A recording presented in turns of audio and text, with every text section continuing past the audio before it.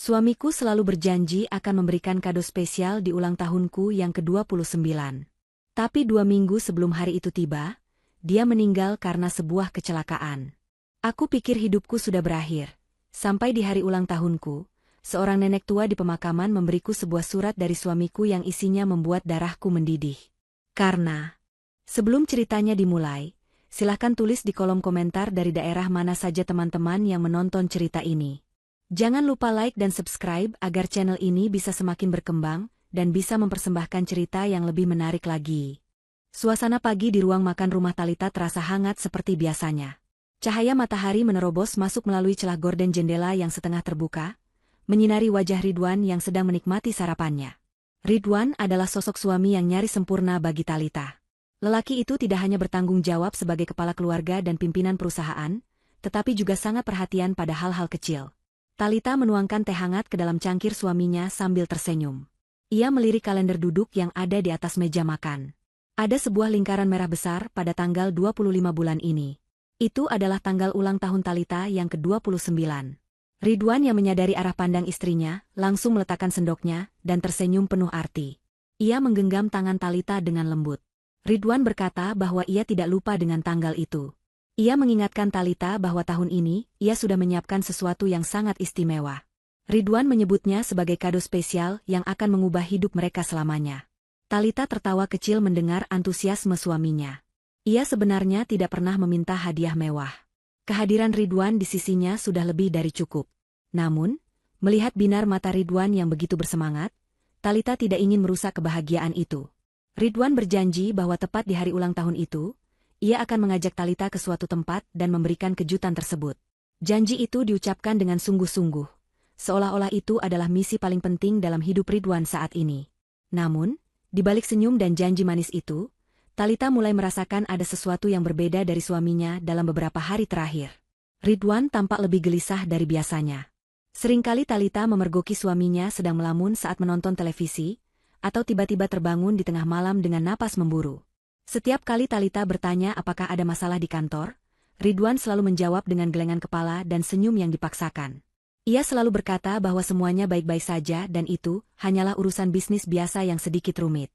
Ridwan berusaha keras menyembunyikan beban pikirannya agar Talita tidak ikut cemas. Suatu malam, ketika Talita hendak mengantarkan potongan buah ke ruang kerja Ridwan, ia mendengar suaminya sedang berbicara di telepon dengan nada suara yang rendah namun terdengar tegang. Langkah Talita terhenti di depan pintu yang sedikit terbuka. Ia mendengar Ridwan menyebut nama Fadli dengan nada marah. Ridwan berkata dengan tegas agar orang di seberang telepon tidak gegabah, dan ia akan membereskan semuanya sebelum tanggal 25. Talita terpaku. Fadli adalah sepupu Ridwan yang juga bekerja di perusahaan keluarga mereka. Hubungan mereka selama ini terlihat baik-baik saja di permukaan, meskipun Talita tahu Fadli memiliki sifat yang agak ambisius. Ketika Talita mengetuk pintu, Ridwan buru-buru menutup teleponnya dan mengubah ekspresi wajahnya menjadi tenang kembali, seolah tidak pernah terjadi perdebatan panas beberapa detik sebelumnya. Waktu berjalan begitu cepat hingga tiba pada hari yang naas itu. Tepat 2 minggu sebelum ulang tahun Talita. Pagi itu langit terlihat mendung, seakan turut merasakan firasat buruk yang mengganjal di hati Talita. Ridwan bersiap untuk berangkat keluar kota meninjau proyek pembangunan resort baru. Sebelum berangkat, Ridwan memeluk Talita lebih lama dari biasanya.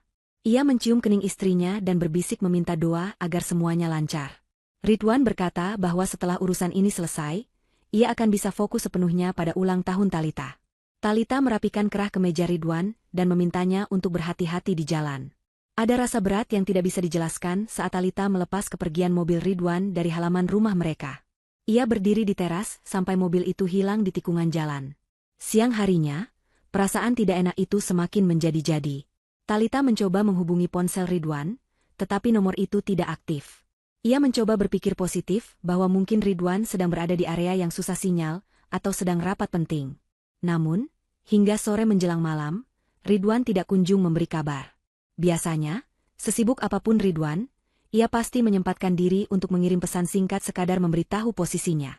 Talita mulai mondar-mandir di ruang tengah dengan ponsel di genggaman. Hujan mulai turun dengan deras di luar sana, menambah kekalutan yang dirasakan Talita. Pukul 7 malam, bel rumah berbunyi. Jantung Talita berdegup kencang. Ia berlari menuju pintu depan dengan harapan itu adalah Ridwan yang pulang karena lupa membawa kunci. Namun, Saat pintu dibuka, yang berdiri di sana bukanlah suaminya. Dua orang polisi berseragam berdiri dengan wajah serius dan penuh duka. Di belakang mereka, terlihat mobil patroli dengan lampu rotator yang menyala redup di tengah hujan. Kaki Talita terasa lemas seketika. Polisi itu menanyakan apakah benar ini kediaman Bapak Ridwan. Dengan suara bergetar, Talita mengiyakan. Kabar itu pun disampaikan bagaikan petir yang menyambar di siang bolong. Polisi memberitahukan bahwa kendaraan yang ditumpangi Ridwan mengalami kecelakaan tunggal di jalan perbukitan menuju lokasi proyek. Berdasarkan penyelidikan sementara di tempat kejadian perkara, rem mobil diduga blong saat melewati turunan tajam yang licin karena hujan. Mobil itu kehilangan kendali, menabrak pembatas jalan, dan jatuh ke dalam jurang yang cukup dalam. Tim penyelamat sudah berusaha mengevakuasi, tetapi nyawa Ridwan tidak tertolong. Ia meninggal di tempat kejadian karena benturan keras. Dunia Talita runtuh seketika. Suara hujan, suara polisi, dan suara gemuruh petir seolah melebur menjadi dengungan panjang yang menyakitkan di telinganya. Ia jatuh terduduk di lantai teras, tidak mampu menahan berat tubuhnya sendiri. Janji tentang kado spesial, senyum Ridwan pagi tadi, dan pelukan hangatnya, semuanya berputar di kepala Talita seperti kaset rusak. Hari-hari berikutnya terasa seperti mimpi buruk yang tidak berujung. Rumah yang biasanya hangat kini dipenuhi oleh pelayat dan suara lantunan ayat suci. Talita duduk di samping jenazah suaminya dengan tatapan kosong. Ia bahkan sudah kehabisan air mata. Ia menyambut para tamu dengan anggukan lemah, tanpa benar-benar melihat siapa yang datang. Ia merasa separuh jiwanya telah ikut pergi bersama Ridwan. Proses pemakaman berjalan dengan hikmat namun menyayat hati. Talita menaburkan bunga di atas gundukan tanah merah yang masih basah itu. Ia berbisik pelan, mengucapkan selamat jalan pada lelaki yang paling ia cintai. Setelah 3 hari masa berkabung yang paling berat, rumah mulai kembali sepi. Para kerabat jauh sudah pulang. Talita mulai membereskan barang-barang peninggalan Ridwan yang diserahkan oleh pihak kepolisian dari lokasi kecelakaan. Ada dompet yang basah, jam tangan yang kacanya pecah, dan sebuah ponsel pintar yang layarnya retak parah. Talita duduk di tepi tempat tidur sambil memegang ponsel itu. Ia mencoba menyalakannya, berharap benda itu masih bisa berfungsi. Setelah menekan tombol daya beberapa lama, layar ponsel itu menyala redup. Talita membuka kunci layar dengan tangan gemetar. Ia memeriksa galeri foto, melihat foto-foto kebersamaan mereka yang tersimpan di sana. Hatinya perih kembali. Kemudian, jarinya tidak sengaja menekan aplikasi perekam suara. Di sana, ada satu file rekaman terbaru yang dibuat tepat pada hari kecelakaan itu, beberapa jam sebelum kejadian. Talita menekan tombol putar. Terdengar suara gemeresik, lalu suara Ridwan yang terdengar terengah-engah dan cemas. Suara itu berkata putus-putus. Ridwan menyebut nama Fadli. Ia berkata bahwa audit keuangan harus segera dilakukan. Ridwan juga berpesan agar jangan sampai Talita tahu mengenai bahaya ini, karena ia tidak ingin istrinya terluka. Rekaman itu terhenti tiba-tiba. Sepertinya Ridwan mematikannya karena ada seseorang yang datang, atau ia harus segera melakukan sesuatu. Talita memutar ulang rekaman itu berkali-kali. Jantungnya berdegup kencang. Ini bukan pesan biasa. Ridwan terdengar ketakutan dan tertekan. Nama Fadli disebut dengan jelas dalam konteks yang mencurigakan. Talita teringat percakapan telepon malam itu. Ia mulai menyadari bahwa kecelakaan ini mungkin bukan sekadar nasib buruk. Ada sesuatu yang disembunyikan Ridwan darinya. Sesuatu yang melibatkan Fadli dan masalah keuangan perusahaan. Di tengah kesedihannya yang mendalam, sebuah benih kecurigaan mulai tumbuh di hati Talita. Ia menatap layar ponsel yang retak itu dengan pandangan yang perlahan berubah. Dari tatapan duka menjadi tatapan penuh tanda tanya. Ridwan tidak mungkin menyetir sembarangan. Suaminya adalah pengemudi yang sangat hati-hati. Dan mobil itu baru saja diservis bulan lalu. Kata-kata remblong terasa janggal di telinganya sekarang. Talita menggenggam ponsel itu erat-erat. Ia merasa Ridwan meninggalkan petunjuk ini untuknya. Seminggu setelah kepergian Ridwan, suasana rumah besar itu terasa semakin dingin dan asing. Bukan hanya karena ketiadaan Ridwan, tetapi juga karena kedatangan keluarga besar Ridwan yang mulai menunjukkan wajah asli mereka. Siang itu, sebuah mobil mewah berwarna hitam berhenti di depan rumah. Dari dalamnya keluar Ibu Risma dan Fadli. Ibu Risma adalah ibu tiri Ridwan, sementara Fadli adalah anak kandung Ibu Risma yang juga sepupu Ridwan. Talita menyambut mereka di ruang tamu dengan sopan, meskipun tubuhnya masih terasa lelah dan batinnya masih terguncang. Talita menyajikan minuman hangat, berharap kedatangan mereka bisa sedikit menghibur hatinya yang sepi. Namun, harapan Talita pupus dengan cepat.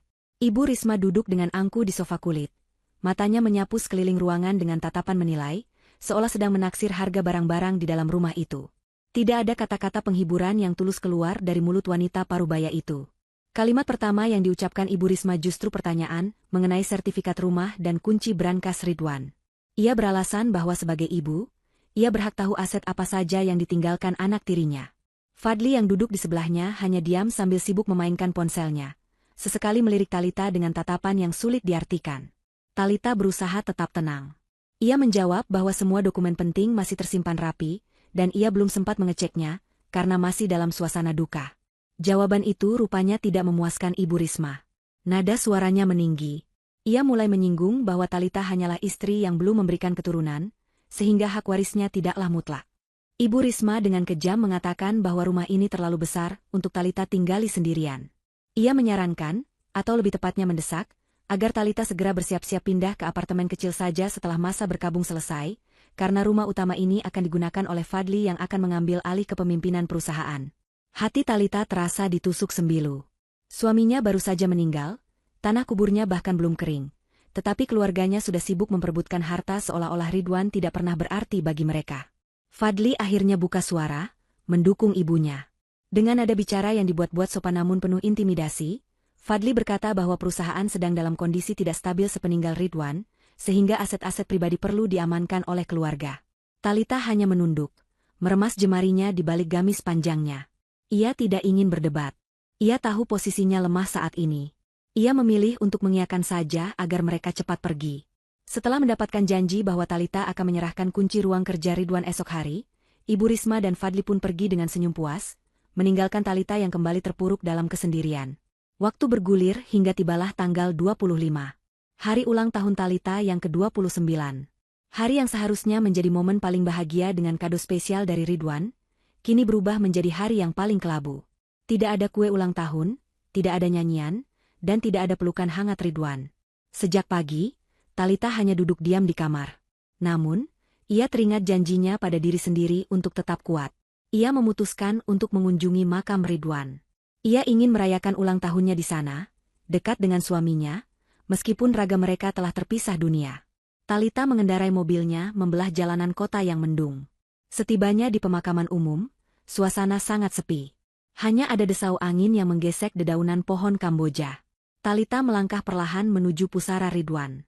Ia membersihkan dedaunan kering yang jatuh di atas makam, lalu duduk bersimpuh. Air matanya kembali menetes saat ia membacakan doa dan berbicara pelan, menceritakan betapa ia merindukan Ridwan dan betapa jahatnya perlakuan Ibu Risma dan Fadli padanya. Talita merasa sangat sendirian di dunia ini. Ia mengelus nisan suaminya, seolah sedang membelai wajah Ridwan. Tiba-tiba, Talita merasakan kehadiran seseorang di belakangnya. Ia menoleh dan melihat seorang wanita tua berdiri tak jauh darinya. Wanita itu mengenakan pakaian lusuh namun bersih, dengan kerudung yang disampirkan sederhana. Wajahnya penuh kerutan, namun matanya memancarkan keteduhan dan ketegasan sekaligus. Talita mengenalinya samar-samar. Itu adalah Nenek Sumi, mantan pengasuh Ridwan waktu kecil yang sudah lama dipecat oleh Ibu Risma, karena dianggap terlalu membela Ridwan. Nenek Sumi berjalan mendekat tanpa suara. Talita hendak berdiri untuk menyapanya, tetapi Nenek Sumi memberi isyarat agar ia tetap tenang. Nenek Sumi tidak banyak bicara. Ia hanya menatap Talita dengan pandangan iba bercampur serius. Tangannya yang keriput terulur, menyerahkan sebuah kotak kayu jati tua berukuran sedang. Kotak itu terlihat antik dan kokoh. Talita menerimanya dengan bingung. Nenek Sumi mendekatkan wajahnya ke telinga Talita dan berbisik dengan suara parau. Ia berkata bahwa Ridwan sudah menyiapkan ini sejak lama. Ridwan menitipkan kotak ini pada Nenek Sumi sebulan yang lalu dengan pesan agar diberikan pada Talita tepat di hari ulang tahunnya, terutama jika terjadi sesuatu yang buruk pada Ridwan. Nenek Sumi juga berpesan agar Talita menjaga kotak itu baik-baik, dan jangan sampai keluarga Ibu Risma tahu keberadaannya. Setelah mengatakan itu, Nenek Sumi berbalik dan berjalan cepat meninggalkan area pemakaman, menghilang di balik kabut tipis yang mulai turun. Talita terpaku memegang kotak kayu itu. Jantungnya berdebar kencang. Ia merasa ada sesuatu yang sangat penting di dalamnya. Ia tidak berani membukanya di tempat terbuka. Talita segera bergegas kembali ke mobilnya. Ia mengunci pintu mobil dari dalam, memastikan tidak ada orang yang melihat. Dengan tangan gemetar, ia membuka pengait kotak kayu itu. Perlahan, ia mengangkat tutupnya. Di dalamnya, terdapat sebuah kunci emas kecil, sebuah flash disk, dan secarik surat yang dilipat rapi. Talita mengenali tulisan tangan di amplop surat itu. Itu tulisan Ridwan. Talita membuka surat itu. Air matanya kembali mengalir. Bukan karena sedih, melainkan karena rasa terkejut yang luar biasa. Surat itu dimulai dengan ucapan selamat ulang tahun yang penuh cinta. Ridwan menulis bahwa ia tidak pernah mengingkari janjinya untuk memberikan kado spesial. Namun, paragraf selanjutnya membuat napas Talita tercekat. Ridwan menulis bahwa jika Talita membaca surat ini, artinya kecurigaan Ridwan selama ini benar. Ridwan mengungkapkan bahwa kematiannya bukanlah kecelakaan. Ia sudah menyadari bahwa nyawanya terancam. Ia menulis dengan tegas bahwa ada orang yang ingin menyingkirkannya, dan orang itu sangat dekat dengan mereka. Ridwan menjelaskan dalam surat itu, bahwa ia menemukan bukti penggelapan dana besar-besaran di perusahaan yang dilakukan oleh Fadli untuk bisnis obat terlarang. Ridwan juga menyebutkan bahwa ia berencana melaporkan Fadli ke polisi tepat setelah merayakan ulang tahun Talita. Namun, Ridwan tahu risiko yang ia ambil. Oleh karena itu, ia menyiapkan kotak ini sebagai asuransi. Kado ulang tahun ini bukan perhiasan atau liburan mewah, melainkan kebenaran. Kebenaran yang akan menyelamatkan Talita dan menghancurkan mereka yang telah berbuat jahat. Di akhir surat, Ridwan meminta Talita untuk menjadi kuat dan berani. Ia meminta Talita menggunakan kunci emas itu untuk mengambil sesuatu di bank, sesuatu yang akan menjadi senjata utama Talita melawan Ibu Risma dan Fadli. Membaca itu, kesedihan Talita perlahan berubah menjadi kemarahan yang membara. Ia menyeka air matanya dengan kasar. Tatapannya kini tajam dan dingin. Ridwan tidak mati karena kecelakaan, suaminya dibunuh. Dan Talita bersumpah, ia akan membuat pelakunya membayar mahal atas setiap tetes darah suaminya. Talita masih duduk terpaku di dalam mobilnya yang diparkir di tepi jalan sepi dekat area pemakaman. Hujan yang tadinya turun rintik-rintik kini telah berhenti, menyisakan hawa dingin yang menusuk tulang. Namun, rasa dingin itu tidak sebanding dengan kebekuan yang menjalar di sekujur tubuh Talita saat ia membaca baris demi baris surat peninggalan Ridwan. Surat itu bukan sekadar pesan perpisahan, melainkan sebuah pengakuan dosa dan kesaksian yang mengerikan. Ridwan menuliskan dengan sangat rinci bagaimana ia menemukan ketidakberesan dalam arus kas perusahaan sejak 6 bulan lalu. Awalnya, Ridwan mengira itu hanyalah kesalahan administrasi biasa, tetapi semakin dalam ia menyelidiki, semakin gelap fakta yang ia temukan. Aliran dana perusahaan yang sangat besar telah dialihkan secara sistematis ke rekening-rekening asing yang tidak dikenal. Ridwan menjelaskan bahwa jejak uang itu mengarah pada satu nama, yaitu Fadli. Sepupunya itu ternyata tidak hanya korupsi, tetapi menggunakan infrastruktur logistik perusahaan keluarga mereka untuk menyelundupkan barang haram. Ridwan menemukan bukti bahwa truk-truk pengiriman bahan bangunan milik perusahaan seringkali disisipi paket-paket obat terlarang yang didistribusikan ke berbagai kota. Talita menutup mulutnya dengan tangan, menahan rasa mual dan ngeri. Ia tidak menyangka bahwa Fadli, sepupu yang selama ini terlihat rapi dan sopan di depan keluarga besar, ternyata adalah seorang kriminal kelas kakap. Dalam surat itu, Ridwan juga menuliskan penyesalannya, karena tidak segera bertindak tegas. Ia menunda pelaporan karena memikirkan nama baik keluarga dan kesehatan ayahnya Fadli yang sedang sakit keras saat itu. Penundaan itulah yang menjadi bumerang yang merenggut nyawanya. Di bagian akhir surat, Ridwan memberikan instruksi yang sangat spesifik. Flash disk yang ada di dalam kotak itu berisi salinan buku besar rahasia milik Fadli, rekaman percakapan telepon, dan foto-foto kegiatan bongkar muat ilegal di gudang tua perusahaan. Ridwan memperingatkan bahwa bukti ini sangat berbahaya. Jika Fadli tahu bukti ini ada di tangan Talita, nyawa Talita akan menjadi taruhannya. Ridwan meminta Talita untuk tidak mempercayai siapapun, termasuk polisi lokal yang mungkin sudah disuap oleh jaringan Fadli. Ia menyarankan Talita untuk menghubungi Pak Salim, pengacara lama ayah Ridwan yang dikenal sangat lurus dan tidak bisa dibeli. Dengan tangan gemetar, Talita memasukkan kembali semua barang bukti itu ke dalam kotak kayu jati, menguncinya rapat-rapat, dan menyembunyikannya di bawah jok mobil. Talita memacu mobilnya pulang dengan perasaan was-was. Setiap kali melihat spion, ia merasa ada mata yang mengawasi. Sesampainya di rumah, hari sudah beranjak sore. Rumah besar itu tampak gelap dan menakutkan. Talita bergegas masuk sambil mendekap kotak kayu itu di balik tas besarnya. Ia tahu ia harus segera menyembunyikan kotak ini di tempat yang paling tidak terduga. Pikirannya berpacu cepat. Brankas di ruang kerja Ridwan adalah tempat pertama yang akan diperiksa orang. Lemari pakaian juga terlalu mudah ditebak. Tiba-tiba, terdengar suara drum mobil berhenti mendadak di depan pagar rumah, diikuti suara klakson yang tidak sabaran. Jantung Talita seakan berhenti berdetak. Ia mengintip dari balik tirai jendela. Itu mobil Fadli. Kepanikan melanda Talita. Ia mendengar suara pintu pagar didorong kasar. Fadli tidak datang sendiri, ia membawa dua orang pria berbadan tegap yang terlihat asing. Talita berlari ke arah ruang cuci di bagian belakang rumah. Di sana ada tumpukan pakaian kotor yang belum sempat dicuci sejak kematian Ridwan. Tanpa berpikir panjang, Talita membungkus kotak kayu itu dengan sebuah handuk tebal, lalu membenamkannya ke dasar keranjang rotan tempat pakaian kotor, dan menumpuknya dengan baju-baju bekas pakai lainnya. Ia mengatur napasnya sejenak, berusaha terlihat tenang, lalu berjalan menuju pintu depan tepat saat bel rumah berbunyi berkali-kali dengan tidak sabar. Saat Talita membuka pintu, Fadli langsung menyerobot masuk tanpa permisi. Wajahnya terlihat merah padam dan matanya liar menyapu seisi ruangan. Ia tidak berbasa-basi lagi. Fadli langsung bertanya dengan nada membentak mengenai keberadaan dokumen audit internal yang menurutnya dibawa pulang oleh Ridwan sebelum kecelakaan. Talita berpura-pura bingung dan memasang wajah polos yang ketakutan. Ia berkata dengan suara bergetar bahwa ia tidak tahu-menahu soal urusan kantor, dan ia belum menyentuh barang-barang Ridwan di ruang kerja. Fadli mendengus kesal, tidak mempercayai ucapan Talita sepenuhnya. Ia memberi isyarat kepada dua orang buahnya untuk berjaga di pintu, sementara ia sendiri melangkah lebar menuju ruang kerja Ridwan. Talita mengikuti langkah Fadli dengan jantung berdegup kencang. Ia takut Fadli akan menggeledah seluruh rumah jika tidak menemukan apa yang dicarinya di ruang kerja. Di dalam ruangan itu, Fadli mengobrak-abrik laci meja kerja Ridwan dengan kasar. Berkas-berkas berhamburan ke lantai. Buku-buku dijatuhkan dari rak. Fadli tampak frustrasi. Ia bergumam sumpah serapah tentang betapa liciknya Ridwan menyembunyikan segalanya. Talita berdiri di ambang pintu, meremas tangannya yang berkeringat dingin. Ia berdoa dalam hati agar Fadli tidak terpikir untuk memeriksa ruang cuci di belakang. Tiba-tiba, gerakan tangan Fadli terhenti. Senyum licik perlahan mengembang di bibirnya. Dari sela-sela buku agenda lama Ridwan yang ada di laci paling bawah, Fadli menemukan secari kertas kecil.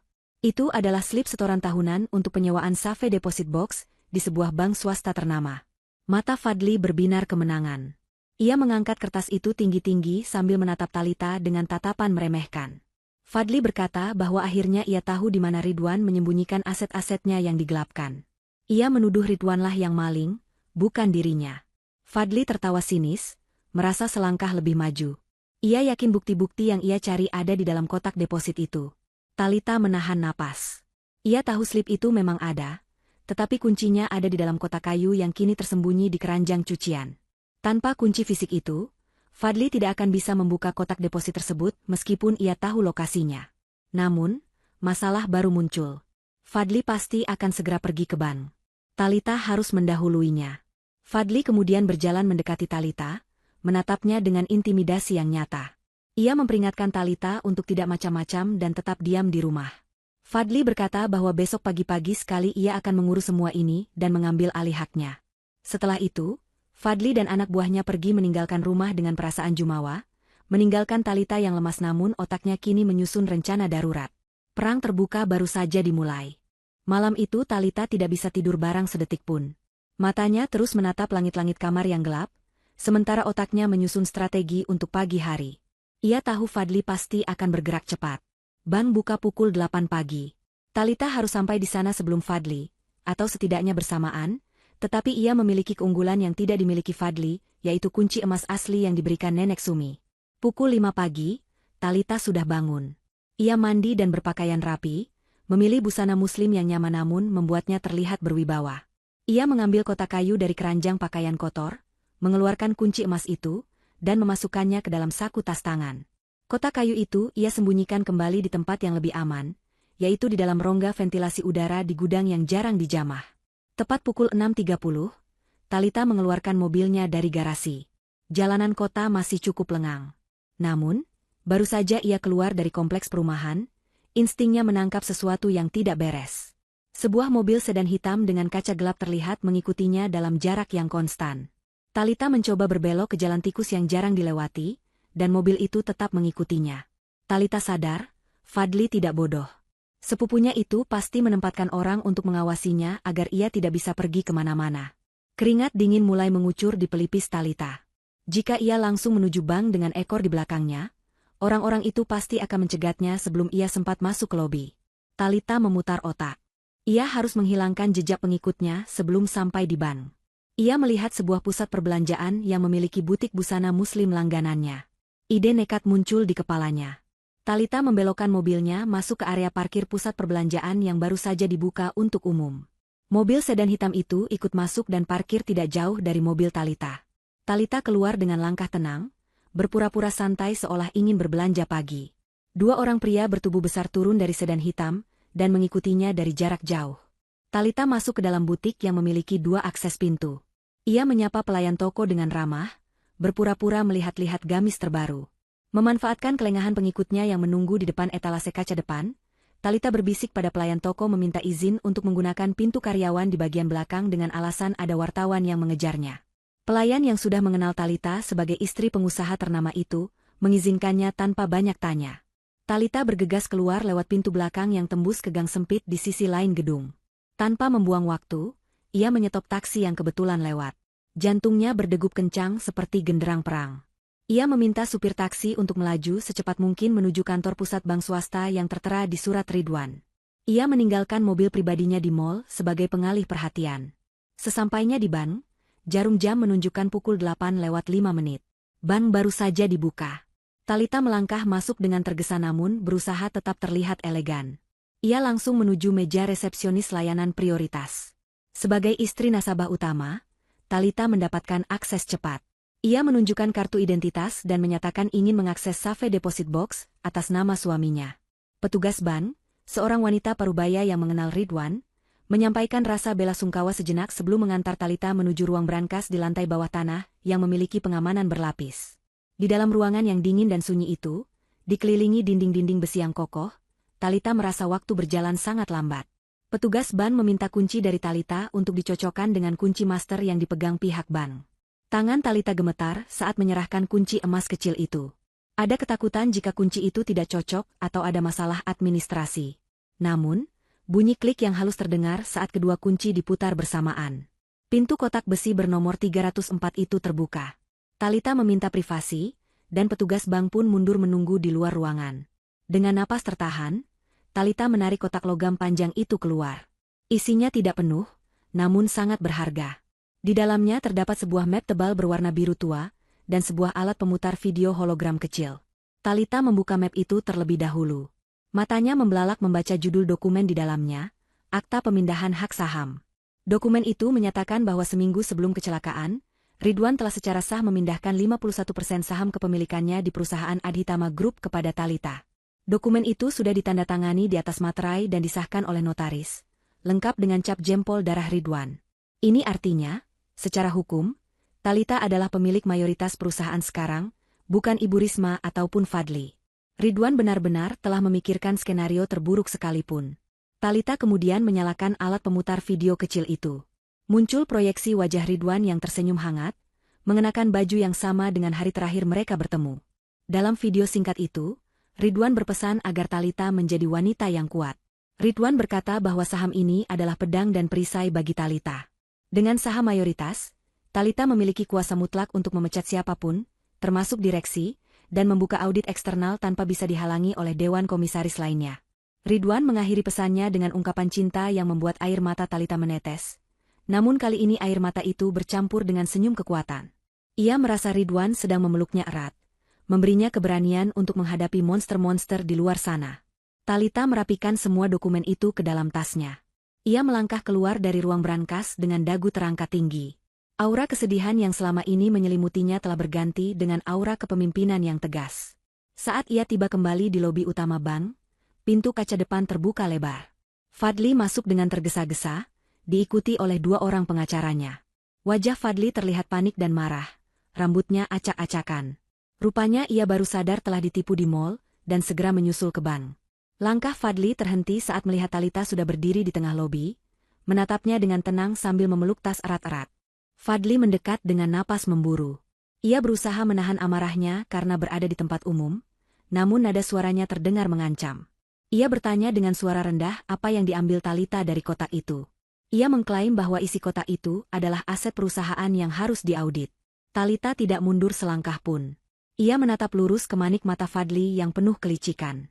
Dengan suara yang tenang namun terdengar jelas oleh orang-orang di sekitar mereka, Talita menjawab bahwa ia hanya mengambil apa yang menjadi haknya sebagai istri dan pemilik sah perusahaan. Talita mendekatkan wajahnya sedikit ke arah Fadli dan berbisik, menyampaikan salam dari Ridwan. Ia mengatakan bahwa rem mobil Fadli sebaiknya juga perlu diperiksa mulai sekarang.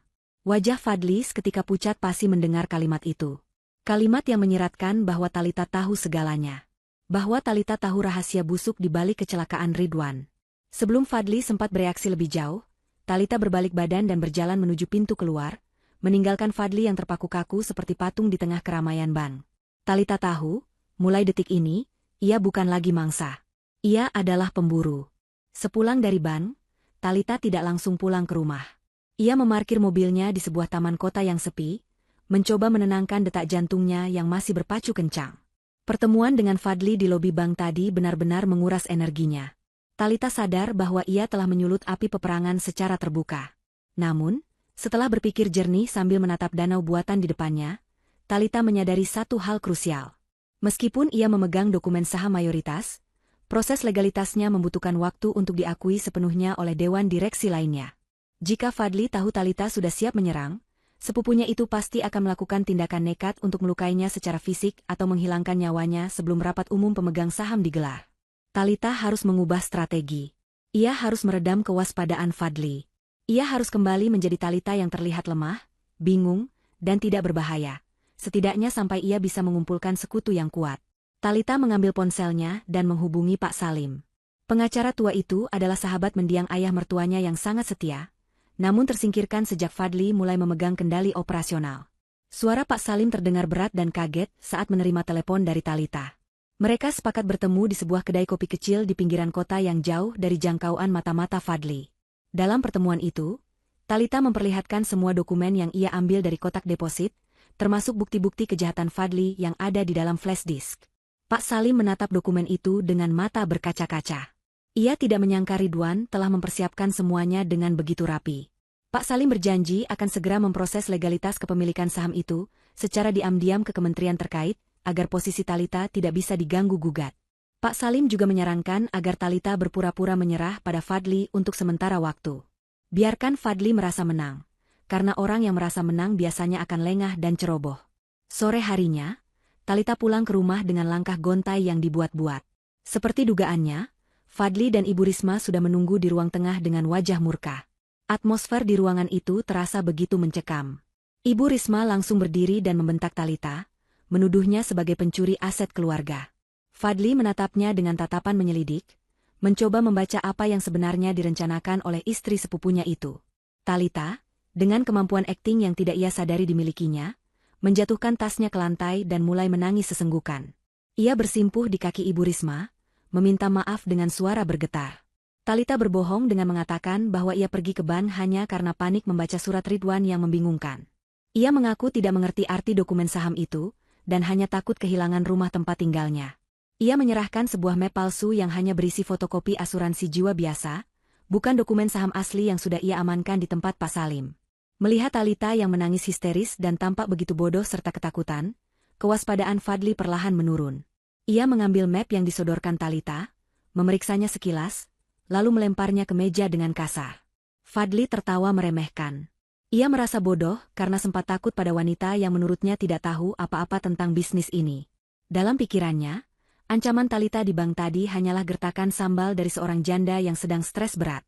Ibu Risma pun tersenyum sinis, merasa puas melihat menantunya bertekuk lutut. Mereka kemudian mengizinkan Talita untuk tetap tinggal di rumah itu sampai acara makan malam perusahaan selesai, dengan syarat Talita tidak boleh ikut campur urusan kantor lagi. Talita mengangguk patuh, menyeka air matanya, dan berjalan menuju kamarnya dengan kepala tertunduk. Namun, begitu pintu kamar terkunci, ekspresi wajah Talita berubah drastis. Tangisnya berhenti seketika, digantikan oleh tatapan dingin yang tajam. Babak pertama sandiwara telah berhasil. Hari-hari berikutnya, Talita mulai melancarkan serangan psikologis secara halus. Ia tahu Fadli kini menempati ruang kerja Ridwan di rumah itu, setiap malam untuk mengurus bisnis gelapnya. Talita memanfaatkan pengetahuan mendalamnya tentang rumah itu. Saat Fadli sedang bekerja lembur sendirian di malam hari, Talita diam-diam mematikan sekring listrik yang mengarah ke ruang kerja, lalu menyalakannya kembali beberapa detik kemudian. Ia juga sesekali meletakkan barang-barang pribadi Ridwan, seperti pena kesayangannya atau jam tangan yang mirip dengan yang dipakai Ridwan saat kecelakaan, di atas meja kerja Fadli saat ruangan itu kosong. Hal-hal kecil ini sukses membuat Fadli terganggu. Fadli yang pada dasarnya memiliki hati kotor mulai merasa dihantui. Ia sering terlihat bicara sendiri, memarahi pembantu rumah tangga karena barang yang berpindah tempat, dan wajahnya terlihat semakin kusut kurang tidur. Talita menikmati pemandangan itu dari kejauhan. Rasa takut adalah racun yang paling ampuh untuk merusak konsentrasi musuh. Puncak dari perang dingin ini terjadi 3 hari sebelum acara makan malam besar perusahaan. Malam itu hujan turun sangat deras disertai petir yang menyambar-nyambar. Talita sedang duduk di teras belakang, meminum teh hangat sambil memikirkan langkah selanjutnya, ketika ia melihat sosok bayangan mengendap-endap di dekat pintu gerbang belakang. Awalnya Talita waspada, mengira itu orang suruhan Fadli. Namun, sosok itu justru terlihat ragu dan ketakutan. Talita memberanikan diri mendekat dengan membawa payung. Saat cahaya lampu taman menerangi wajah sosok itu, Talita terkejut. Itu adalah Pak Maman, mantan sopir pribadi keluarga yang juga sering membantu di bengkel langganan perusahaan. Pak Maman terlihat kurus dan berantakan, basah kuyup diguyur hujan. Pak Maman memohon agar Talita tidak berteriak. Ia berkata bahwa ia datang untuk menebus dosa. Talita membawanya masuk ke garasi agar tidak terlihat oleh orang rumah. Dengan tubuh menggigil, Pak Maman menceritakan segalanya. Ia dipecat oleh Fadli seminggu yang lalu tanpa pesangon sepeser pun, hanya karena ia tidak sengaja mendengar percakapan telepon Fadli. Pak Maman sakit hati dan merasa bersalah, karena selama ini ia tahu apa yang terjadi pada mobil Ridwan namun, terlalu takut untuk bicara. Ia bercerita bahwa ia memiliki teman mekanik di bengkel tempat mobil Ridwan diservis terakhir kali. Mekanik itu dipaksa oleh orang suruhan Fadli untuk melonggarkan kabel rem dan merusak sistem hidroliknya. Mekanik itu diam-diam merasa ketakutan akan dijadikan kambing hitam, sehingga ia memasang kamera tersembunyi kecil di sudut bengkel saat pengerjaan itu dilakukan sebagai jaminan keselamatan dirinya. Talita mendengarkan dengan napas tertahan. Ini adalah kepingan puzzle terakhir yang ia butuhkan. Bukti visual. Pak Maman kemudian menyerahkan sebuah kartu memori kecil yang dibungkus plastik klip. Ia berkata bahwa mekanik itu sudah kabur keluar pulau karena takut dibunuh, tetapi ia menitipkan kartu memori ini pada Pak Maman. Pak Maman menyerahkannya pada Talita, karena ia tahu Talita adalah satu-satunya orang yang bisa melawan Fadli. Talita menggenggam tangan Pak Maman yang kasar itu dengan erat, mengucapkan terima kasih sambil menahan tangis. Ia berjanji akan melindungi Pak Maman dan keluarganya setelah semua ini berakhir. Malam itu, di dalam kamarnya yang sunyi, Talita memutar isi kartu memori itu di laptopnya. Matanya merekam setiap detik adegan keji di layar. Seorang pria berjaket hitam sedang mengutak-atik bagian bawah mobil Ridwan, sementara Fadli berdiri tidak jauh dari situ sambil memberikan instruksi dan menyerahkan amplop tebal. Talita menutup laptopnya dengan keras. Tidak ada lagi keraguan. Tidak ada lagi rasa takut. Yang ada hanyalah tekad baja untuk menghancurkan Fadli di hadapan semua orang yang dipujanya. Talita menghabiskan sisa malam itu dengan menyusun rencana akhir bersama Pak Salim melalui pesan teks terenkripsi. Ia juga menghubungi seorang teman lamanya yang bekerja sebagai teknisi audio visual profesional untuk membantunya mempersiapkan kejutan di acara makan malam nanti. Talita tahu, ia hanya memiliki satu kesempatan. Momen itu harus sempurna. Ia tidak bisa hanya melaporkan Fadli ke polisi secara diam-diam. Fadli punya banyak koneksi kotor yang bisa membebaskannya. Talita harus mempermalukannya di depan publik, menghancurkan reputasinya hingga ke akar-akarnya, sehingga tidak ada satu orang pun yang mau membela atau melindunginya lagi. Talita menatap cermin, merapikan kerudungnya, dan tersenyum dingin pada bayangannya sendiri. Istri yang lembut itu sudah mati bersama suaminya. Kini yang tersisa adalah seorang penuntut balas yang tidak akan berhenti sebelum keadilan ditegakkan. Hari yang ditunggu-tunggu pun tiba. Ballroom Hotel Bintang 5 di pusat kota telah disulap menjadi tempat pesta yang sangat mewah. Lampu-lampu kristal menggantung megah di langit-langit, memantulkan cahaya keemasan ke seluruh penjuru ruangan. Meja-meja bundar ditata rapi dengan taplak sutra dan rangkaian bunga segar yang mahal. Para pelayan berseragam rapi hilir mudik memastikan setiap detail sempurna. Ini adalah malam penobatan Fadli. Malam di mana ia akan secara resmi diumumkan sebagai presiden direktur baru menggantikan mendiang Ridwan. Undangan telah disebar ke seluruh kolega bisnis, pejabat pemerintah, dan pemegang saham utama. Fadli ingin memastikan dunia tahu bahwa dialah penguasa baru kerajaan bisnis keluarga itu. Di rumah besar, suasana persiapan terasa tegang namun penuh kepura-puraan. Ibu Risma berdandan habis-habisan. Ia mengenakan kebaya modern penuh payet yang berkilauan, menunjukkan status sosialnya yang tinggi. Ia memerintah para pelayan dengan suara lantang, memastikan Fadli tampil sempurna dengan setelan jas mahalnya. Saat Talita keluar dari kamarnya, Ibu Risma menatapnya dari ujung kaki hingga ujung kepala dengan pandangan meremehkan. Talita malam itu mengenakan busana yang jauh lebih sederhana namun memancarkan aura keanggunan yang sulit dibantah. Ia memakai gaun panjang berbahan satin yang jatuh dengan indah, dipadukan dengan hijab polos yang ditata rapi. Wajahnya dipoles riasan tipis yang justru menonjolkan ketegasan garis rahang dan sorot matanya yang tajam. Ibu Risma mendengus pelan, berkomentar sinis bahwa Talita sebaiknya tidak usah datang jika hanya akan menjadi pajangan yang mengingatkan orang pada kesedihan.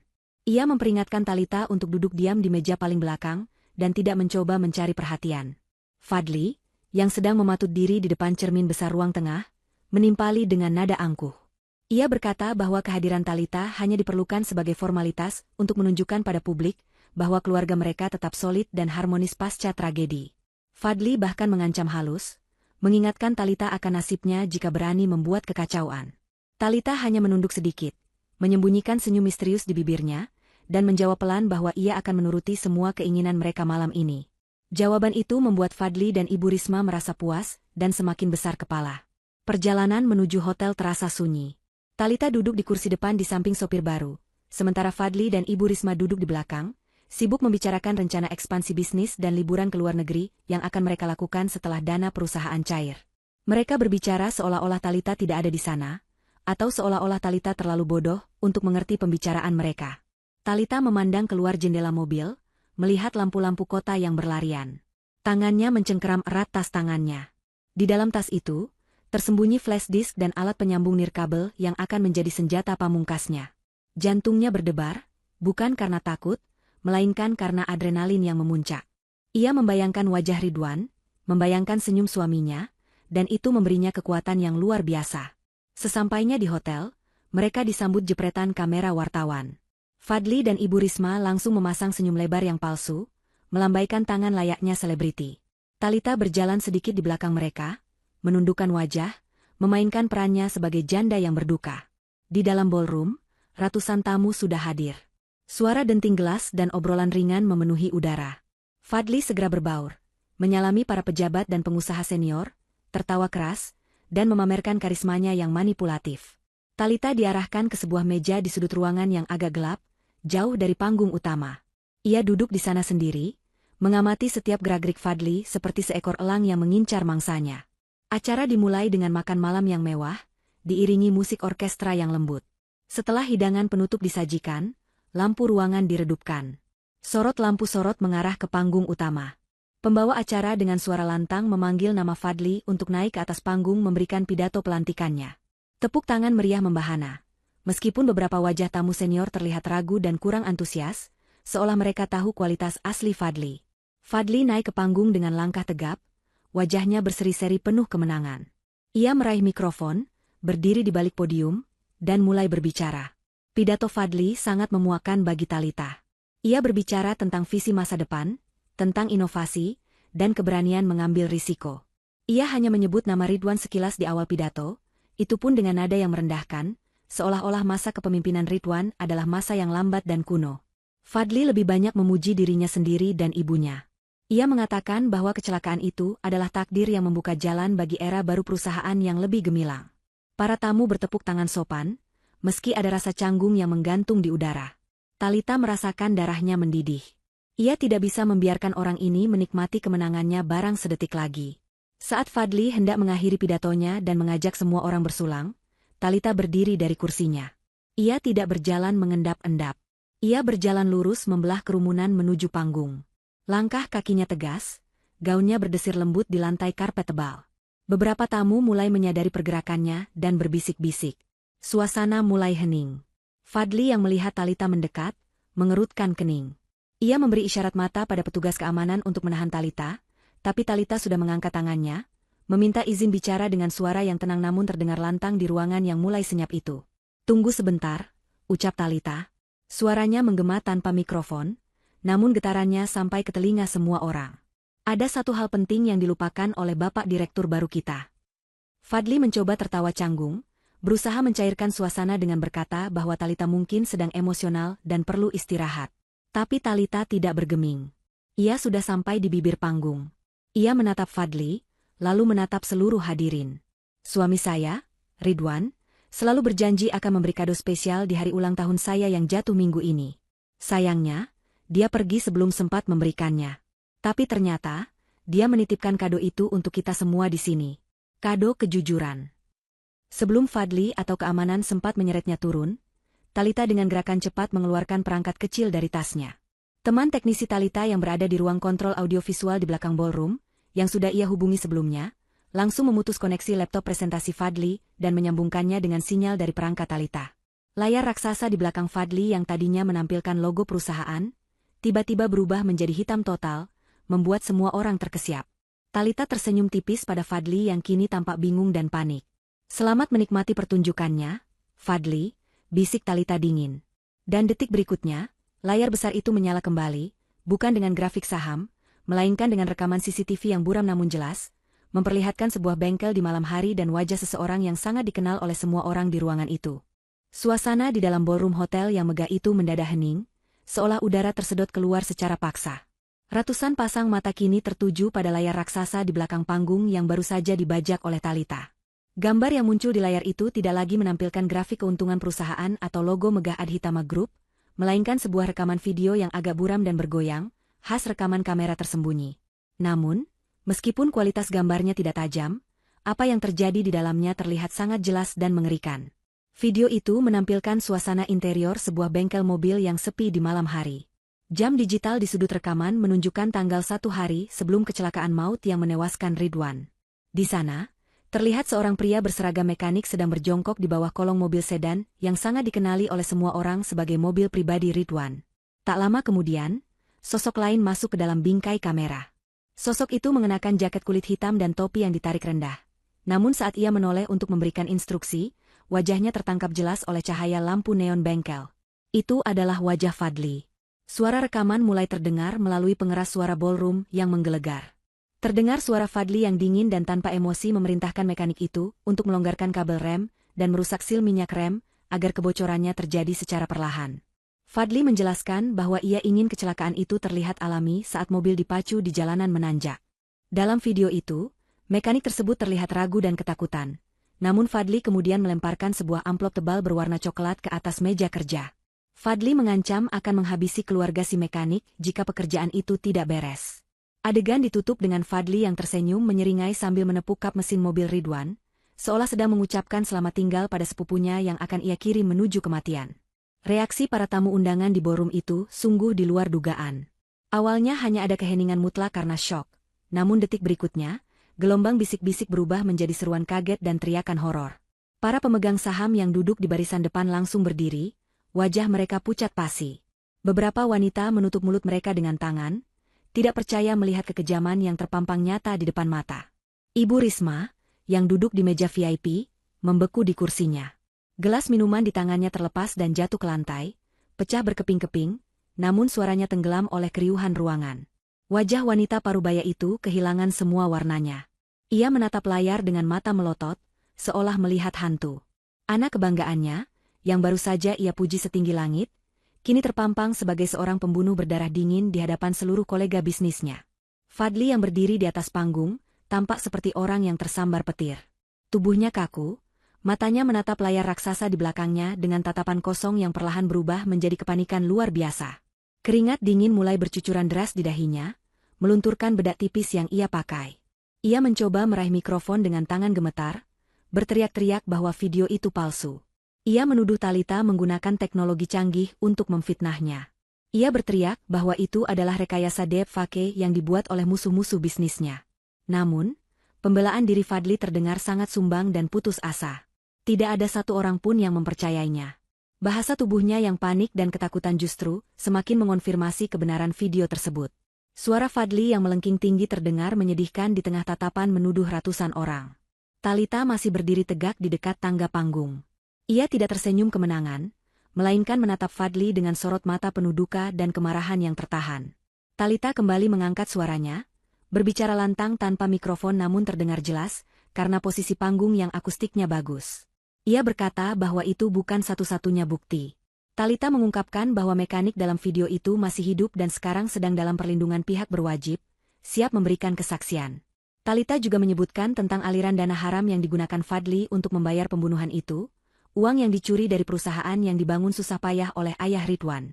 Pernyataan Thalita bagaikan paku terakhir yang ditancapkan ke peti mati reputasi Fadly. Para dewan direksi mulai saling pandang dan menggelengkan kepala, memberikan sinyal bahwa karir Fadly sudah tamat malam ini juga. Kekacauan semakin memuncak ketika pintu utama ballroom tiba-tiba didobrak terbuka. Sekelompok polisi bersenjata lengkap merangsek masuk dengan formasi taktis. Mereka tidak datang sendiri, melainkan bersama tim dari Badan Narkotika. Komandan polisi berteriak tegas memerintahkan agar tidak ada yang bergerak. Rupanya, laporan yang dikirimkan Pak Salim dan bukti dari flash disk Ridwan sudah diproses dengan sangat cepat karena menyangkut jaringan pengedar obat terlarang kelas kakap. Polisi mengumumkan lewat pengeras suara portabel bahwa mereka memiliki surat perintah penangkapan untuk saudara Fadly atas tuduhan pembunuhan berencana dan kepemilikan gudang distribusi obat terlarang yang baru saja digerebek 1 jam yang lalu. Berita penggerbekan gudang itu rupanya sudah mulai menyebar di media daring, menambah validitas tuduhan polisi. Mendengar kata penangkapan dan melihat seragam polisi yang mendekat ke arah panggung, kewarasan Fadly runtuh seketika. Ia menyadari bahwa ia tidak punya jalan keluar secara hukum. Penjara seumur hidup atau bahkan hukuman mati sudah menantinya. Insting bertahan hidupnya yang liar mengambil alih. Fadly melihat celah di sisi kiri panggung, tempat para pelayan biasanya keluar masuk membawa makanan. Dengan gerakan tiba-tiba, ia melempar podium kayu yang berat ke arah petugas keamanan terdekat, menciptakan keributan sesaat. Di tengah jeritan para tamu yang berlarian menyelamatkan diri, Fadly melompat turun dari panggung dan berlari secepat kilat menuju pintu dapur. Ia menabrak beberapa pelayan yang membawa nampan minuman, membuat gelas-gelas pecah berserakan dan lantai menjadi licin, menghambat pengejaran polisi. Thalita yang melihat Fadly kabur tidak tinggal diam. Adrenalin membanjiri tubuhnya. Ia tahu ia tidak boleh membiarkan pembunuh suaminya lolos begitu saja. Tanpa mempedulikan keselamatannya sendiri, Thalita berlari mengejar Fadly ke arah pintu dapur. Polisi berteriak memintanya berhenti, tetapi Thalita terlalu fokus. Ia melihat ujung jas Fadly menghilang di balik pintu ayun. Suasana dapur hotel sangat kacau. Para koki dan staf dapur berteriak kaget melihat bos besar mereka berlari, seperti orang gila sambil mengacungkan pisau roti yang ia sambar dari meja persiapan. Fadly terus berlari menuju pintu loading dock di bagian belakang hotel yang terhubung langsung ke area parkir VIP. Thalita terus mengejar, menjaga jarak aman namun tidak melepaskan pandangannya. Ia harus memastikan polisi tahu kemana arah pelarian Fadly. Malam pesta yang seharusnya penuh kemewahan itu, kini berubah menjadi ajang perburuan yang menegangkan. Hujan kembali turun dengan deras di luar hotel, seolah langit ikut menangis menyaksikan tragedi keluarga yang memalukan ini. Area parkir belakang hotel yang remang-remang terlihat sepi, hanya ada beberapa mobil box pengangkut catering dan deretan mobil mewah milik para tamu VIP. Fadly berlari terengah-engah keluar dari pintu loading dock. Napasnya memburu, matanya liar mencari kendaraan yang bisa ia gunakan untuk kabur. Ia merogoh saku celananya, mencari kunci mobil sport miliknya. Namun tangannya gemetar hebat hingga kunci itu jatuh ke genangan air. Saat ia membungkuk untuk mengambilnya, ia mendengar langkah kaki mendekat. Fadly menoleh dan melihat Thalita berdiri di ambang pintu, basah terkena cipratan hujan, menatapnya dengan berani. Melihat Thalita, amarah Fadly meledak. Ia merasa semua kehancurannya adalah gara-gara wanita ini. Jika saja Thalita tetap bodoh dan penurut, jika saja Thalita tidak membuka kotak sialan itu, Fadly pasti sudah menjadi raja malam ini. Setan di kepalanya berbisik bahwa ia tidak boleh jatuh sendirian. Ia harus membawa Thalita bersamanya. Dengan raungan marah seperti binatang terluka, Fadly menerjang ke arah Thalita. Thalita mencoba mundur kembali ke dalam gedung, tetapi ia kalah cepat. Tangan Fadly yang kuat mencengkeram lengan Thalita dengan kasar, menariknya paksa ke arah mobilnya. Thalita meronta, berteriak minta tolong, dan mencoba memukul Fadly dengan tas tangannya, tetapi tenaga Fadly yang sedang dikuasai adrenalin jauh lebih besar. Fadly menyeret Thalita dan melemparnya masuk ke kursi penumpang mobil sport miliknya. Sebelum Thalita sempat membuka pintu untuk keluar, Fadly sudah mengunci pintu otomatis dari sisi pengemudi. Ia menyalakan mesin mobil yang menderu kencang, lalu menginjak gas dalam-dalam. Mobil itu melesat keluar dari area parkir, menabrak palang pintu otomatis hingga patah, dan berbelok liar ke jalan raya yang basah. Thalita terlempar ke samping karena guncangan itu. Ia merasakan sakit di bahunya, tetapi rasa takut lebih mendominasi. Ia terjebak dalam satu mobil dengan pembunuh suaminya yang sedang mengamuk. Thalita mencoba menenangkan dirinya, mengingat bahwa ia masih memiliki satu kartu as yang belum diketahui Fadly. Di dalam mobil yang melaju dengan kecepatan gila-gilaan itu, Fadly mulai meracau. Ia memukul setir kemudi berkali-kali sambil berteriak menyalahkan Ridwan. Fadli menumpahkan semua isi hatinya yang busuk. Ia berkata bahwa sejak kecil ia selalu dibanding-bandingkan dengan Ridwan. Ridwan selalu lebih pintar, lebih saleh, lebih disayang kakek, dan selalu mendapatkan segalanya. Fadli merasa ia hanya bayangan yang tidak dianggap. Ia mengaku bahwa ia membenci Ridwan sampai ke tulang sumsumnya. Kematian Ridwan adalah kepuasan terbesar dalam hidupnya, dan ia tidak menyesal sedikitpun. Mendengar pengakuan itu, rasa takut Talita perlahan berubah menjadi rasa jijik. Ia menyadari bahwa pria di sebelahnya ini bukan hanya jahat, tetapi sakit jiwa. Hatinya sudah tertutup oleh iri dengki yang menggerogoti kemanusiaannya. Mobil terus melaju membelah malam, meninggalkan pusat kota menuju daerah perbukitan di pinggiran.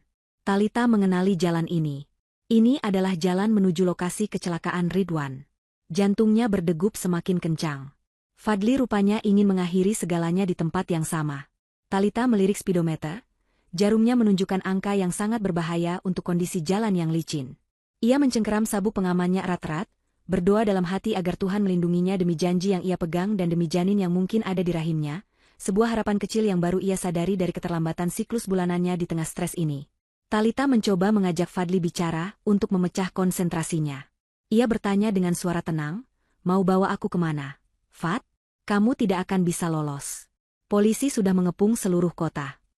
Fadli tertawa sumbang, tawanya terdengar mengerikan di dalam kabin mobil yang sempit. "Kalau aku hancur, kamu juga harus hancur, Talita. Ridwan menunggumu di neraka," teriaknya. Fadli berkata bahwa ia akan menjatuhkan mobil ini ke jurang yang sama, biar mereka mati bersama dan menjadi legenda tragis. Ia tidak peduli lagi dengan penjara atau harta. Yang ia inginkan hanyalah kepuasan melihat Talita menderita. Mobil itu meliuk-liuk di tikungan tajam. Talita bisa melihat jurang gelap menganga di sisi jalan. Ia menahan mual dan pusing. Ia tahu ia harus melakukan sesuatu sebelum mereka sampai di tikungan maut itu. Dengan sisa keberanian yang ia kumpulkan, Talita menatap Fadli dan berkata dengan nada dingin yang menusuk, "Kamu pikir kamu pintar, Fadli? Kamu lupa satu hal. Mobil ini bukan mobil biasamu. Aku menukar kuncinya saat di rumah tadi. Ini mobil cadangan yang sudah dipasangi pelacak GPS oleh polisi sejak kemarin." Fadli terkejut mendengar itu. Ia refleks melihat ke kaca spion. Di kejauhan, di balik kegelapan malam dan tirai hujan, terlihat kilatan lampu biru dan merah yang berkedip-kedip mendekat dengan cepat. Sirine polisi mulai terdengar sayup-sayup, namun semakin lama semakin jelas. Ternyata benar, polisi tidak kehilangan jejak mereka. Tim pengejar sudah menempel ketat sejak keluar dari hotel. Kepanikan kembali melanda Fadli. Konsentrasinya buyar. Ia melihat ke depan, ke belakang, lalu kembali ke depan. Ia terjebak. Di depan adalah jalan buntu menuju tebing, di belakang adalah konvoi polisi. "Sialan, dasar wanita ular," umpat Fadli. Ia semakin nekat menginjak gas, berniat menabrakkan mobil ke pembatas jalan sebelum polisi bisa menangkapnya. Namun, karena panik dan jalanan yang sangat licin, ban mobil itu kehilangan cengkeraman saat memasuki tikungan terakhir sebelum tebing. Mobil itu tergelincir hebat, berputar 180 derajat, dan menghantam pohon besar di pinggir jalan dengan suara benturan yang memekakan telinga. Airbag mengembang, memenuhi pandangan dengan warna putih dan debu. Dunia Talita berputar dan menjadi gelap sesaat. Telinganya berdenging kencang. Ketika ia membuka mata beberapa detik kemudian, ia merasakan sakit di sekujur tubuhnya, tetapi ia sadar. Sabuk pengaman menyelamatkannya. Ia menoleh ke samping. Fadli terlihat terkulai di setir kemudi, darah mengalir dari pelipisnya, namun ia masih sadar dan mengerang kesakitan. Mobil itu berhenti tepat di bibir tebing, dengan roda depan yang sudah menggantung di udara. Sedikit gerakan saja bisa membuat mobil itu terperosok jatuh ke dalam jurang yang dalam di bawah sana. Keseimbangan mobil sangat rapuh. Talita menahan napas, takut bergerak. Ia mendengar suara sirine polisi sudah sangat dekat, berhenti di belakang mereka. Fadli mengangkat kepalanya perlahan, wajahnya penuh darah dan air mata ketakutan. Ia menatap Talita, kali ini tidak ada lagi kesombongan di matanya. Yang ada hanyalah ketakutan murni akan kematian. Pintu sisi Talita tidak bisa dibuka karena terhimpit batang pohon. Satu-satunya jalan keluar adalah lewat pintu Fadli atau memecahkan kaca. Fadli mencoba membuka pintunya, membuat mobil bergoyang mengerikan. "Jangan bergerak bodoh," bentak Talita. "Kita bisa jatuh." Tapi Fadli tidak peduli. Ia membuka pintunya dan mencoba merangkak keluar, meninggalkan Talita yang terjebak di dalam mobil yang semakin miring ke arah jurang. Sifat egoisnya tetap bertahan hingga detik terakhir. Ia hanya memikirkan keselamatannya sendiri. Fadli berhasil keluar dan berdiri di tanah yang becek. Sementara mobil berderit keras, siap meluncur ke bawah membawa Talita bersamanya. Talita memejamkan mata, pasrah. Namun, sebuah tangan kekar tiba-tiba memecahkan kaca jendela sampingnya. Seorang anggota polisi Brimob dengan sigap menarik Talita keluar, melalui jendela tepat sebelum mobil itu kehilangan keseimbangan total. Talita ditarik ke tanah yang aman, basah oleh lumpur dan hujan. Detik berikutnya, terdengar suara gemuruh logam bergesekan dengan batu. Mobil sport itu tergelincir jatuh, menabrak bebatuan tebing, dan meledak di dasar jurang. Talita menatap nyala api di bawah sana dengan napas tersengal. Ia selamat. Ia benar-benar selamat. Di dekatnya, Fadli yang mencoba lari ke arah hutan terpeleset di tanah lumpur. Ia jatuh berguling dan kakinya tersangkut di akar pohon tua yang menjorok ke arah tebing. Ia tergantung terbalik, berteriak-teriak minta tolong seperti anak kecil. Polisi mengepungnya dengan senjata terarah. Fadli menangis, memohon ampun, memohon agar tidak ditembak. Pemandangan itu begitu menyedihkan. Sang antagonis yang sombong kini tak lebih dari seonggok manusia tak berdaya yang dilumuri lumpur dan dosa. Talita berdiri perlahan dibantu oleh seorang polisi wanita. Ia berjalan mendekati bibir tebing, menatap Fadli yang tergantung. Talita tidak meludahinya, tidak juga memukulnya. Ia hanya menatapnya dengan tatapan kosong, lalu berbalik badan meninggalkan tempat itu. Bagi Talita, melihat Fadli hidup dalam kehinaan dan penjara seumur hidup adalah hukuman yang jauh lebih menyakitkan daripada kematian yang cepat. Karma telah datang menjemput dengan cara yang paling sempurna. Suasana di tepi tebing malam itu terasa begitu mencekam namun sekaligus melegakan bagi Talita. Hujan masih turun rintik-rintik, membasahi tanah yang berlumpur dan bercampur dengan puing-puing kaca mobil yang berserakan. Cahaya lampu sorot dari mobil-mobil polisi yang mengepung tempat itu menyilaukan mata, membelah kegelapan malam di area perbukitan yang sunyi. Talita duduk di bangku belakang ambulans dengan selimut tebal menutupi bahunya. Seorang petugas medis sedang membersihkan luka lecet di kening dan lengannya. Meski tubuhnya terasa sakit dan ngilu akibat benturan mobil tadi, hatinya terasa sangat ringan. Beban berat yang selama ini menghimpit dadanya seolah terangkat bersamaan dengan jatuhnya mobil Fadli ke dasar jurang. Ia menatap ke arah kerumunan polisi di bibir tebing, menunggu proses evakuasi laki-laki yang telah menghancurkan hidupnya itu. Di bibir tebing, drama penangkapan Fadli berlangsung menyedihkan. Laki-laki yang beberapa jam lalu berdiri gagah di atas panggung dengan setelan jas mahal dan pidato yang sombong, kini tak lebih dari seonggok manusia tak berdaya. Fadli masih tersangkut di akar pohon besar yang menjorok ke jurang. Ia menangis meraung-raung, memohon agar polisi segera menariknya ke atas. Kakinya yang patah akibat terbentur batu saat jatuh, membuatnya tidak bisa bergerak banyak. Tim penyelamat bekerja dengan hati-hati, menurunkan tali untuk mengamankan tubuh Fadli agar tidak jatuh menyusul mobilnya yang kini sedang terbakar hebat di dasar lembah. Saat akhirnya tubuh Fadli berhasil ditarik ke tanah yang aman, ia langsung dikerubungi oleh petugas bersenjata lengkap. Tidak ada perlawanan. Fadli hanya bisa merintih kesakitan sambil menutupi wajahnya yang penuh lumpur dan darah, menghindari sorot lampu kamera wartawan kriminal yang mulai berdatangan ke lokasi.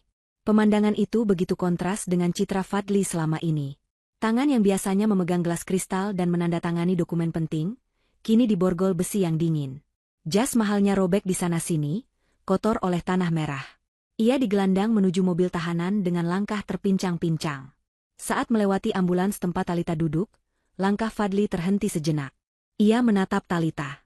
Namun, tidak ada lagi tatapan angkuh atau ancaman di matanya.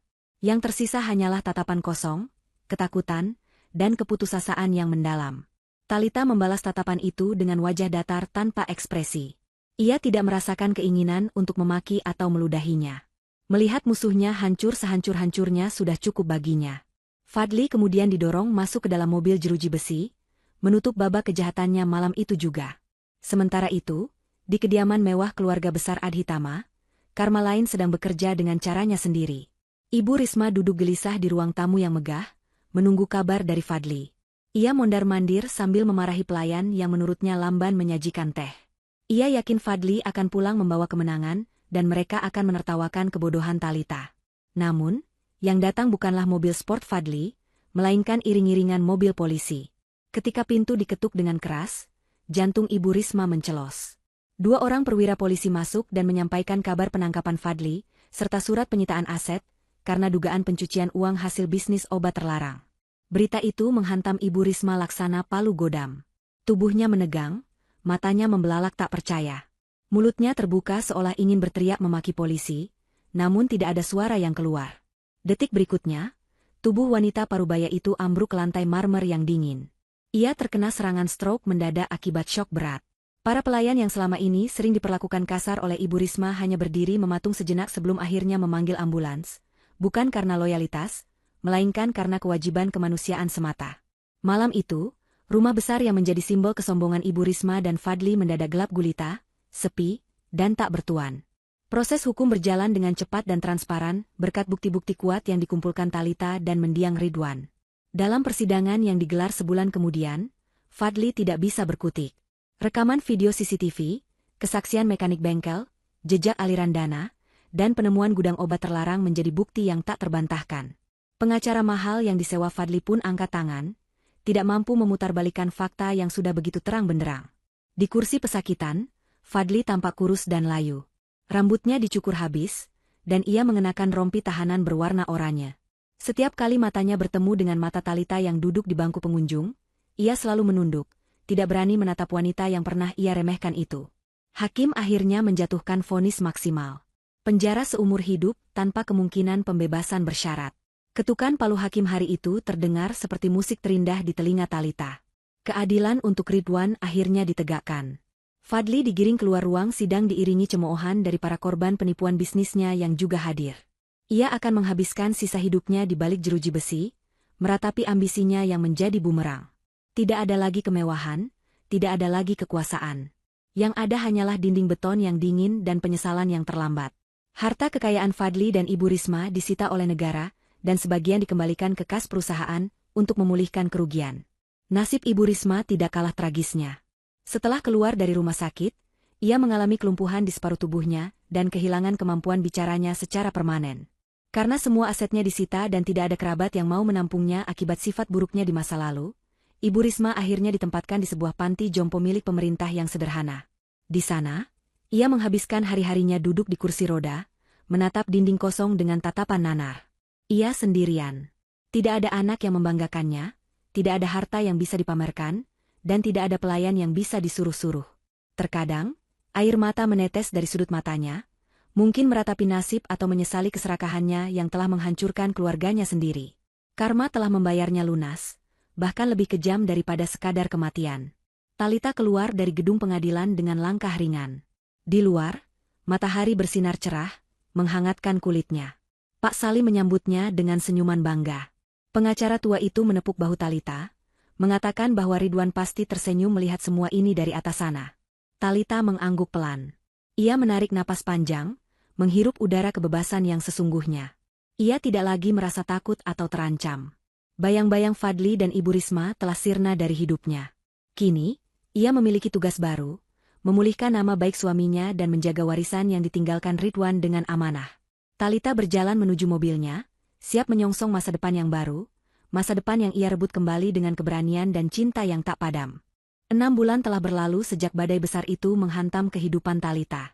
Waktu, seperti biasanya, menjadi penyembuh yang perlahan namun pasti. Perusahaan Adhitama Group kini telah kembali stabil. Di bawah pengawasan Thalita sebagai komisaris utama, jajaran direksi dirombak total. Orang-orang kepercayaan Fadli yang korup telah dibersihkan, digantikan oleh para profesional yang memiliki integritas tinggi. Thalita sendiri memilih untuk tidak terjun langsung ke operasional harian. Ia sadar kapasitasnya, sehingga ia menunjuk seorang CEO berpengalaman untuk menjalankan roda bisnis. Sementara ia fokus mengawasi kebijakan strategis dan memastikan perusahaan berjalan sesuai dengan visi kemanusiaan yang dulu diimpikan Ridwan. Pagi itu, Thalita memutuskan untuk mengunjungi sebuah tempat yang baru ia ketahui keberadaannya dari catatan harian Ridwan yang ditemukan Pak Salim di tumpukan berkas lama. Tempat itu adalah sebuah panti asuhan kecil di pinggiran kota yang asri, jauh dari hiruk-pikuk metropolitan. Ternyata, selama 5 tahun terakhir, Ridwan secara diam-diam menjadi donatur utama panti asuhan tersebut tanpa pernah menceritakannya kepada siapapun, termasuk Thalita. Ridwan selalu menyisihkan sebagian keuntungan pribadinya untuk membiayai pendidikan dan kesehatan anak-anak yatim piatu di sana.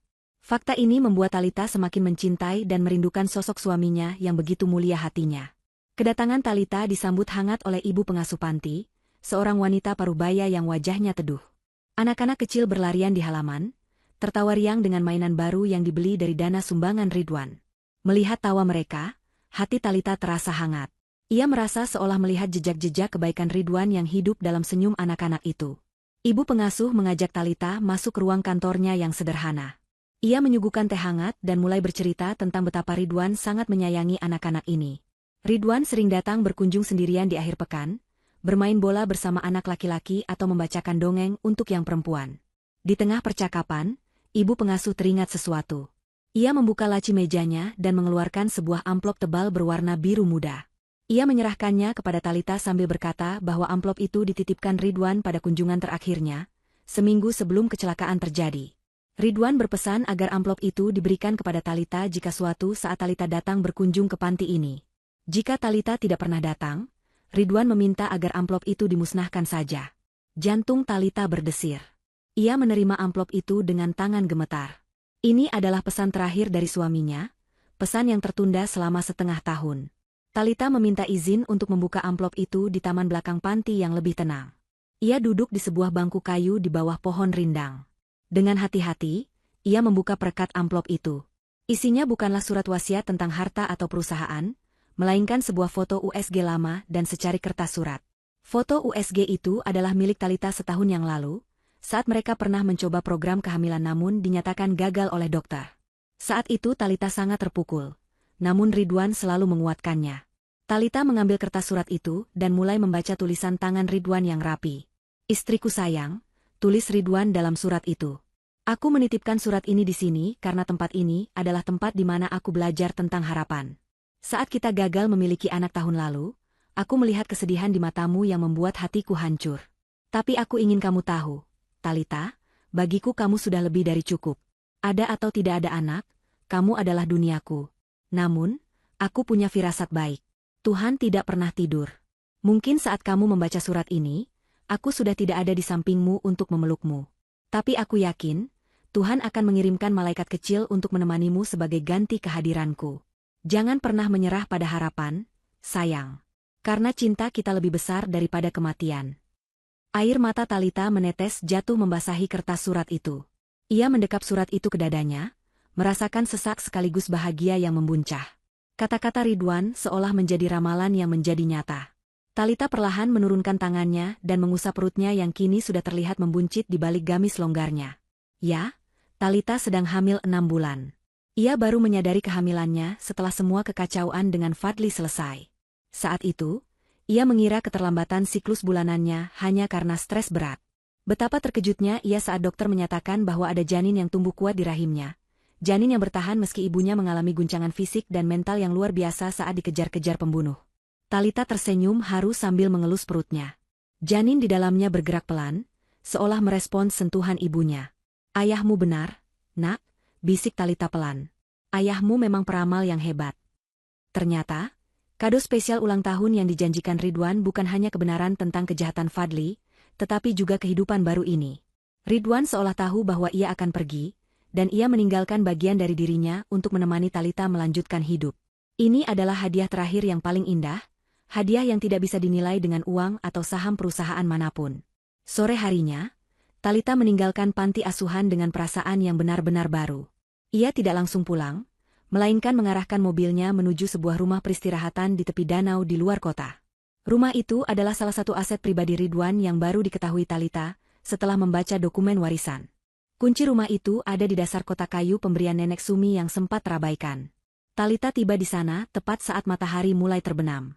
Rumah itu mungil, terbuat dari kayu, dengan beranda yang menghadap langsung ke danau yang tenang. Suasananya begitu damai, jauh dari ingar-bingar dunia yang melelahkan. Talita membuka pintu rumah itu.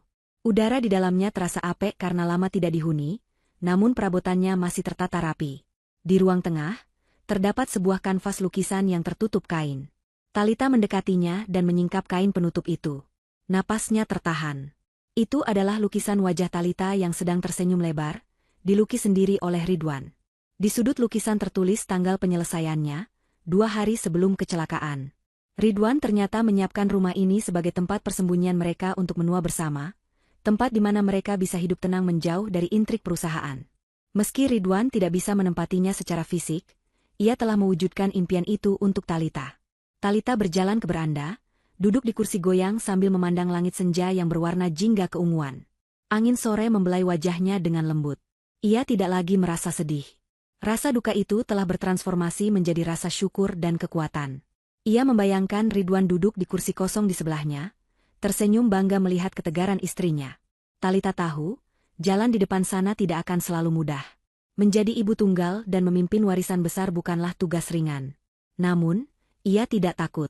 Ia memiliki darah daging Ridwan di dalam rahimnya, dan ia memiliki cinta Ridwan yang abadi di dalam hatinya. Kita menang, Mas, ucap Talita lirih pada angin yang berhembus. Kita menang melawan kejahatan, dan kita menang melawan keputusasaan. Istirahatlah dengan tenang. Aku akan menjaga anak kita dan menceritakan padanya betapa hebat ayahnya. Matahari akhirnya tenggelam di ufuk barat, digantikan oleh bintang-bintang yang mulai bermunculan satu persatu. Talita tersenyum, senyum yang tulus dan penuh harapan. Ia bangkit dari duduknya, siap menyambut hari esok sebagai wanita baru, ibu baru, dan pemimpin baru yang tak terkalahkan. Cerita tentang janji dari liang lahat itu telah berakhir.